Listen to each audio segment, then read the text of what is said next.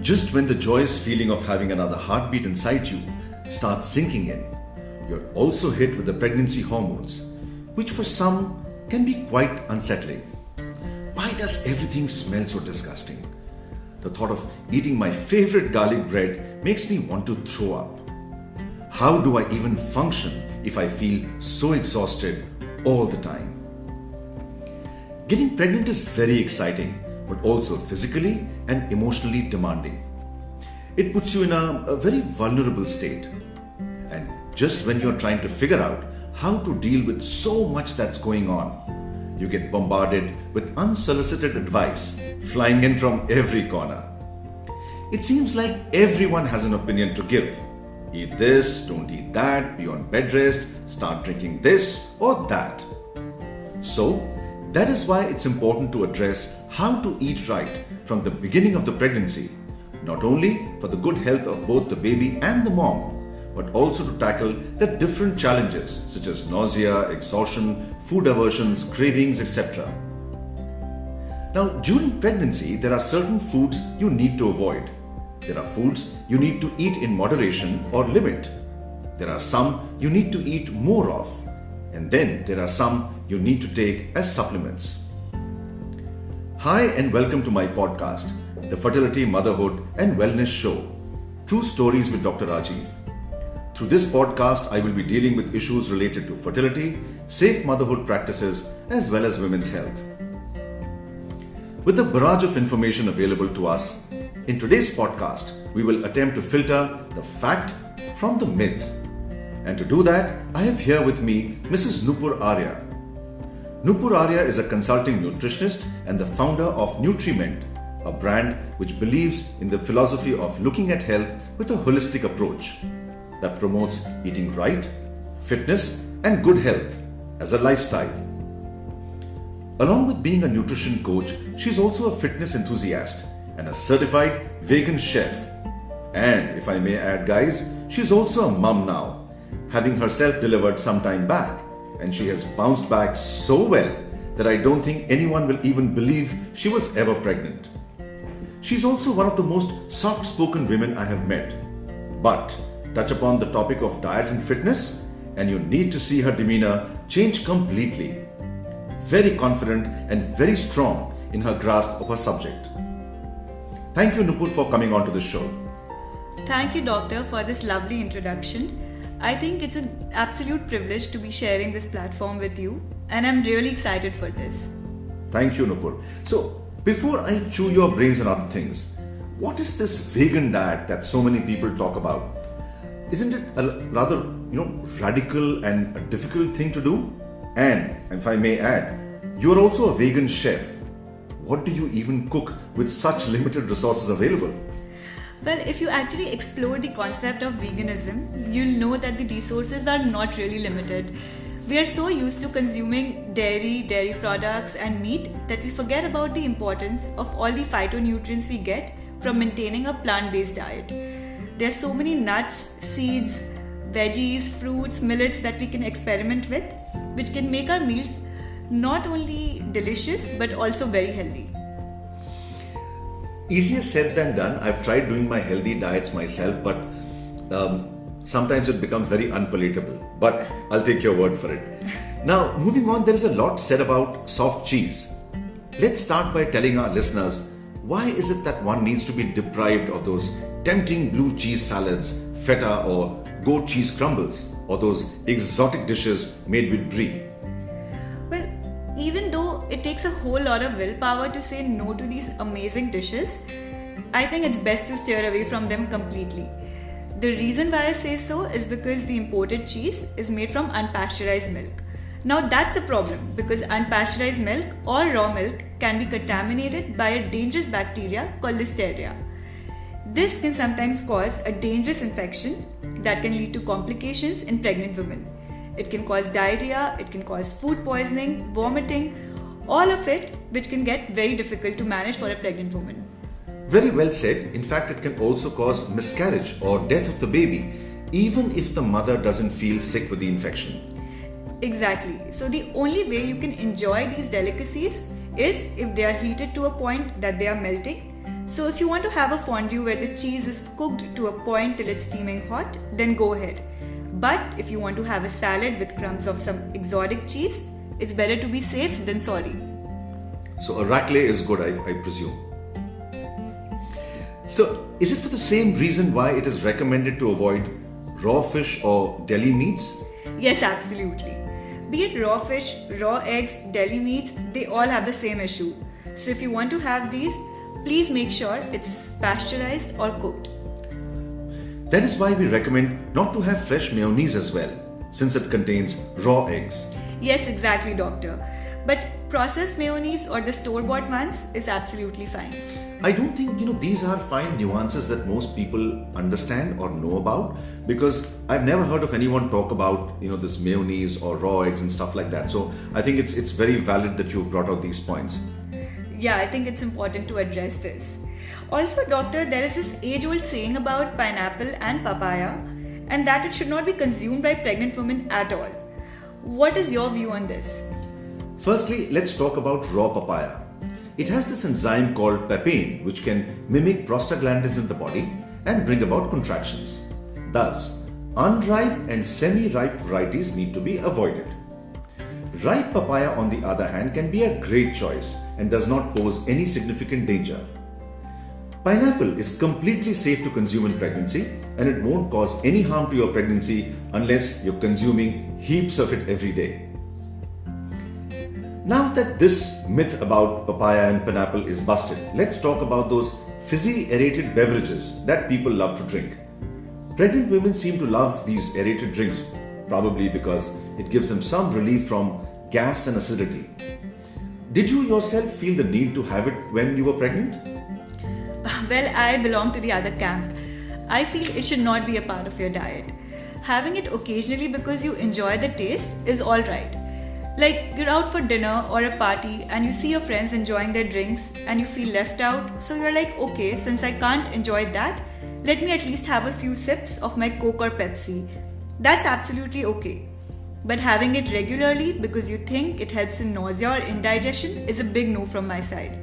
Let me back this up with a couple of reasons. Firstly, the sugar content is very high, and we all know the ill effects of having extra sugar, especially during your pregnancy. Secondly, it gives empty calories. That is, it adds to your calorie consumption without giving you or your baby any nourishment. And thirdly, it is so full of preservatives and chemicals that it's very difficult for your body to process these. It adds extra pressure on your digestive system. It could give temporary relief, but it can also cause more indigestion later on. So I hope I've been able to convince you why you shouldn't be indulging in sodas and aerated drinks regularly. Well, to be honest, when my metabolism used to be higher, when I was younger, I used to have about a Coke a day. I was that bad. And I don't know what they put into that Coke. It goes so well with every single thing from the chapatis to the biryanis to the Chinese. But yes, now that I'm older and with lower metabolism, I've learned to cut down my Cokes and my aerated drinks. So I'm sure the pregnant women should do that as well, as per your advice. So when we are talking about drinks, the next thing people are usually worried about is tea or coffee. For some, it's a nightmare to begin their days without their cup of joe or masala chai. So is it worth going through the pain of separation from your favorite beverage? The reason why it should be avoided is because it can increase acidity, anxiety, it could inhibit absorption of some nutrients, and it can also disturb your sleep patterns. But you don't have to go cold turkey, especially for those who are addicted to caffeine. Just stopping completely can do more harm than good. You really don't want caffeine withdrawal symptoms to add to your woes. So I think a rational thing to do would be to limit your intake to around 2 cups in a day. So this is some respite for all you coffee and tea drinkers. So you don't drink coffee? Do you drink coffee or tea? Coffee. I'm a big coffee fan. Black coffee? Yes. Black coffee, okay. So medically speaking, about 200 milligrams of caffeine is allowed daily. That translates into 2 cups of coffee or 4 cups of tea. Excessive consumption can lead to growth restriction in the baby or even miscarriages. When we talk about beverages, dairy is another food group people are usually confused about. I do tell women to avoid in the first trimester, especially if they're having acidity and nausea. The mother and the mother-in-laws hate me, but I have seen some dramatic results with patients. What is your take on this? So the good news is that there is a lot of research on dairy. But the bad news is that it's complicated. In my opinion, we cannot classify it as magic food or demon food. I think all people are not made equal in terms of their ability to tolerate dairy. So if it is good for you or not depends on a couple of things. Firstly, your unique genetic makeup. Like some people are lactose intolerant. That is, they get immediate reactions after dairy consumption, such as diarrhea, vomiting, etc. And some people are allergic or sensitive to dairy. This is comparatively harder to detect as the symptoms may be indirect, such as developing acne on the skin, getting headaches, feeling itchy on the skin, etc.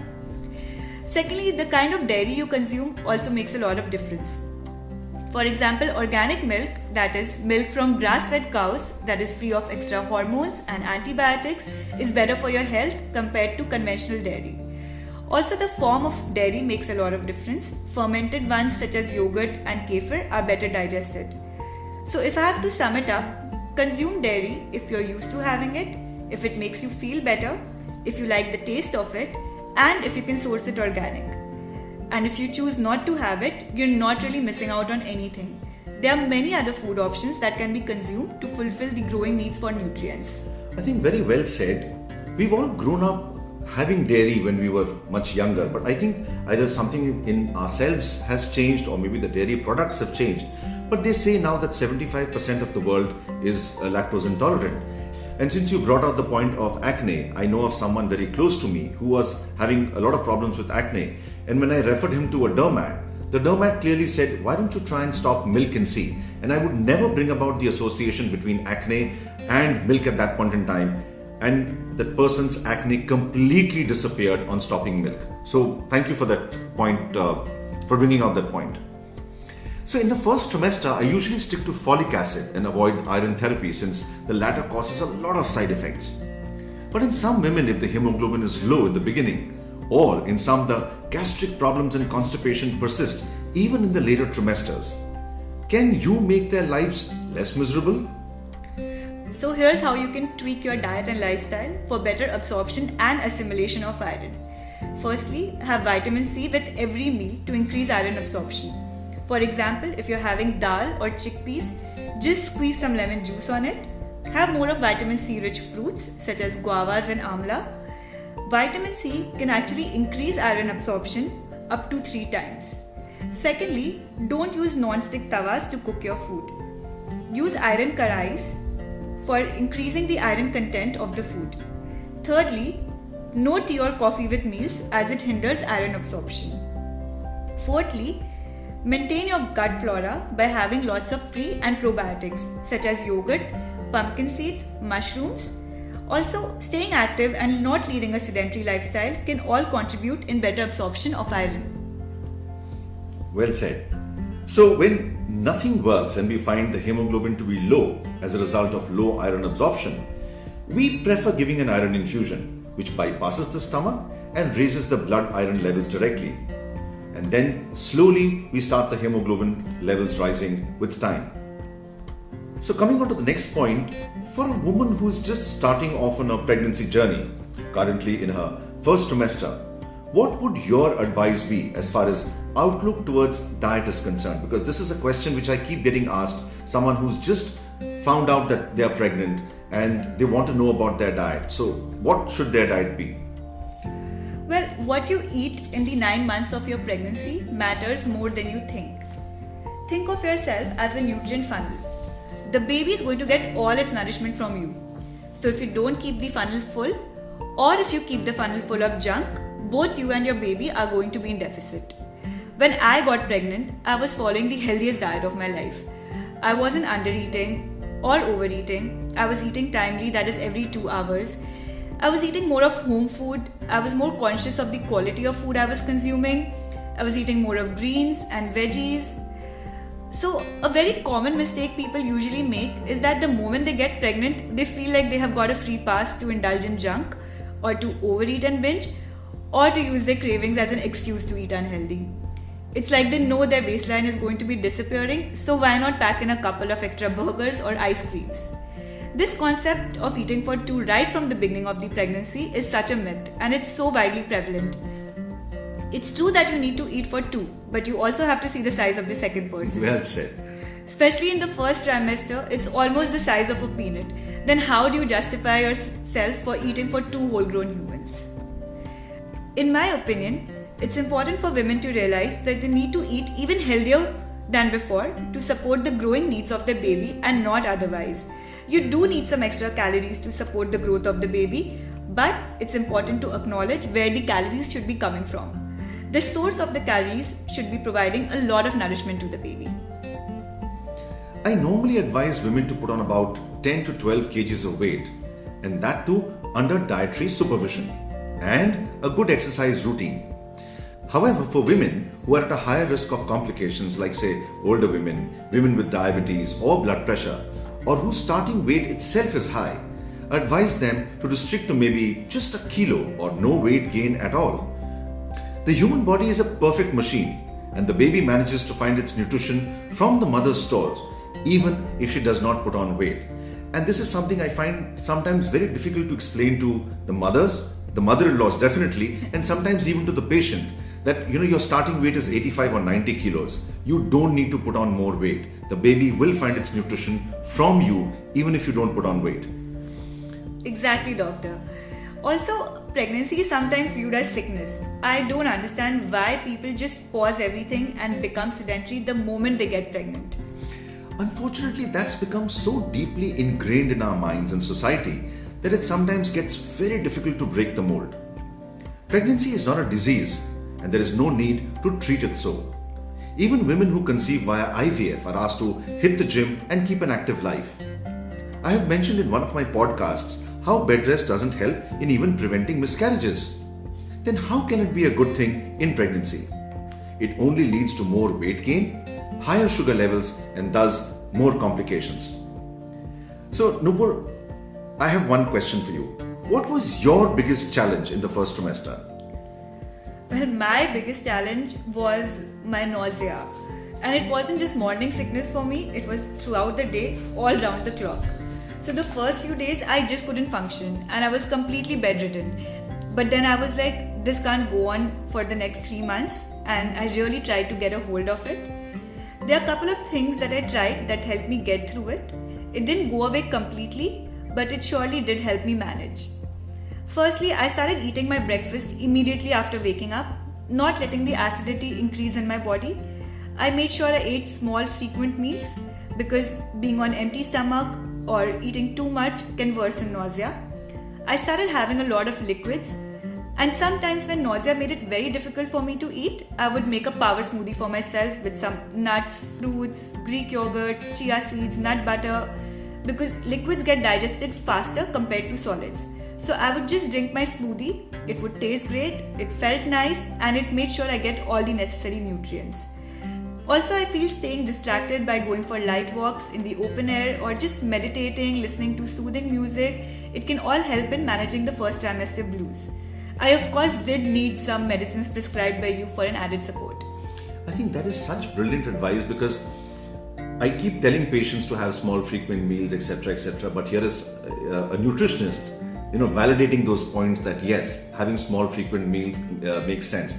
And I don't know why I never thought of a smoothie, because I always told patients to drink plenty of water, but I never ever thought that one could make a smoothie, put in all the ingredients there, and it's easier to drink than probably to eat. So that's a fantastic point. Of course, what you said in the end also makes sense, because one needs to keep their mind distracted. So if you're going to be sitting at home all the time and brooding and thinking about your nausea, the nausea tends to get worse, which is why working women tend to have less nausea than women who are not working, or rather who are homemakers at home. So before we end here, what would be your advice for a general diet for a healthy woman with no complications in her first trimester?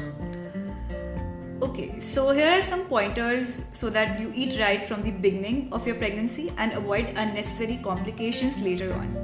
Firstly, start your day with something alkaline to avoid acidity, such as maybe like a few pieces of almonds or like a seasonal fruit or some dried fruits such as apricots or figs. Secondly, have small frequent meals throughout the day. Instead of having 3 heavy meals, have 5 to 6 small meals if possible. Thirdly, increase the intake of vegetables. Make sure you're having at least 1 to 2 portions of veggies with each meal. Cook your food in good quality oil such as mustard, peanut, sesame or coconut oil. You can use organic ghee as well. Make sure you don't use refined vegetable oil. Don't have any refined flour or sugar. Opt for vegetable juices or coconut water instead of fruit juices, or you can have the fruit itself. Have whole grains such as ragi, jowar, whole wheat. You can opt for white rice if you have digestion issues. Also, it's very important to increase your intake of good fats and proteins by consuming more of nuts, seeds, green veggies, avocados, coconut, seed, and eggs. Make sure you're following a super healthy diet where all your calories are coming from extremely nourishing foods. Perfect. So a power-packed answer for that, and I would strongly recommend every pregnant woman who's starting off a journey to listen to this and follow all these points in the first couple of weeks. Of course, this needs to be modified as we go along, and of course as per the needs of the patient as well. But in a nutshell, I think this is brilliant. Another concerning thing during pregnancy is diabetes and thyroid, especially in our country, because PCOS is endemic, thyroid is endemic. So how do these women deal with it? For women with diabetes, there are few hacks that can help in keeping the sugar levels in check. So make sure the ratio of your carbs to protein to veggies intake is 1:1:2. That means with every portion of carbs, that is your roti, rice or bread, you're having an equal amount of protein, that could be chena, dal, eggs, chicken or pulses, and at least double the amount of veggies. Also enrich your diet with some good fats such as ghee, nuts, seeds and coconut. Make sure you're not having any refined flour or refined sugar. Jaggery and honey are good replacements, but the consumption of these also need to be limited. For women facing thyroid issues, most of the times just following a balanced diet works. The only thing you need to be careful about is not having a lot of raw veggies of the cabbage family. Just lightly saute, boil or steam before having it and you're good. Lastly, when we talk about hypertension, the most important thing is to stay away from all packaged foods. That includes all your biscuits, even baked snacks and your so-called diet chirwas or diet khakras. They are all very high in sodium, so make sure you have more of freshly made home foods. Also, having magnesium-rich foods such as cashews, flax seeds, pumpkin seeds and almonds also can help to a great extent. Nupur, I can't thank you enough for this podcast. Each of these points highlighted today are doubts and questions that I keep getting asked, or the advice that I want to convey to my patients in the first trimester of pregnancy. Honestly, it was all very disorganized and loosely conveyed till now. You have bound it in the most beautiful of bouquets, and with so much of information packed into it. Thanks a lot, Doctor. This was a lot of fun and I had a great time recording this with you. So this brings me to the end of yet another podcast episode. I hope you enjoyed listening to it as much as I enjoyed making it. If you get a chance, do look up my website www.drrajeevagarwal.co.in and the associated blog. I also have a YouTube channel in my name. Do email me on fertilityWithoutBorders@gmail.com if you have any queries. You can also follow me on Instagram for regular updates on women's health related issues. My Instagram handle is Rajeev Agarwal. This podcast is available on Apple and Google Podcast as well as Spotify. Do subscribe and leave your comments and suggestions for any future topics on the Apple Podcast app. That's the only way we can make this better. Looking forward to great interactions. Keep listening.